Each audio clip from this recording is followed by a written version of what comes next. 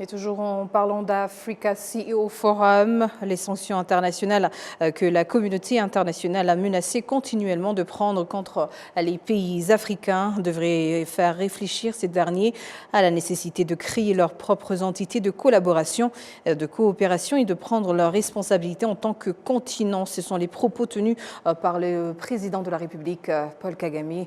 Les détails avec Patrick Nyelitandi. La réunion a rassemblé des chefs d'État de ce pays et plus de 2800 PDG d'institutions d'investissement africaines et internationales. Le président du groupe Jeune Afrique qui organise la rencontre, Amir Ben Yamed, a souligné que 15 ans après la dernière édition, de progrès ont été réalisés en matière d'investissement. C'est également dans cette voie que le Rwanda déploie ses efforts en construisant un secteur d'investissement qui dépasse ses frontières, comme l'a indiqué le président directeur général de l'Office rwandais en charge de la promotion du développement et des investissements, RDB en sigle en anglais, Jean-Guy Africa.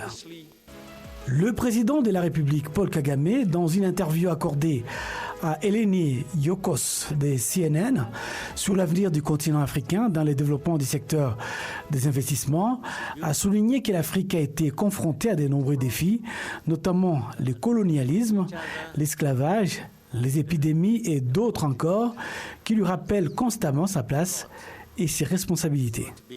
That also for Africa keeps being a reminder of our position. Where do we stand? Mais pour l'Afrique, cet incident nous rappelle notre place dans le monde. Nombreux sont ceux qui ont partagé leurs idées et leurs connaissances pratiques, nous apprenant comment agir. Nous ne devons pas nous arrêter là, mais aussi tirer des leçons de cette expérience, déterminer nos actions et accepter que ce sont nos actions qui nous guident dans la bonne direction et nous apprenant à résoudre ce problème. L'Afrique s'est dévée d'agir dès que cela s'est produit, car avec le recul, on comprend mieux les faiblesses actuelles du continent et pourtant l'Afrique dispose de tout pour se développer. Le président Kagame est également revenu sur les pressions exercées par la communauté internationale qui menacent constamment le continent des sanctions. Il a indiqué que cela devrait rappeler à l'Afrique qu'elle doit s'efforcer d'apprendre et de remplir ses obligations. This is not a bad situation as such. Well, it hurts, absolutely. Yeah. And that's what it is meant to do. It is meant sanctions of different Oui, measures. ça fait mal, car c'est le but recherché. Je parle ici des sanctions ou des mesures prises contre vous. Elles sont destinées à nuire et cela nous blesse. Mais je pense que c'est plus douloureux que de ne pas faire ce que l'on devrait faire. Alors réfléchissez-y. Dire non est difficile, certes, mais c'est préférable à dire oui à des choses qui ne fonctionnent pas. Le seul hic, c'est que ces choses-là sont éphémères.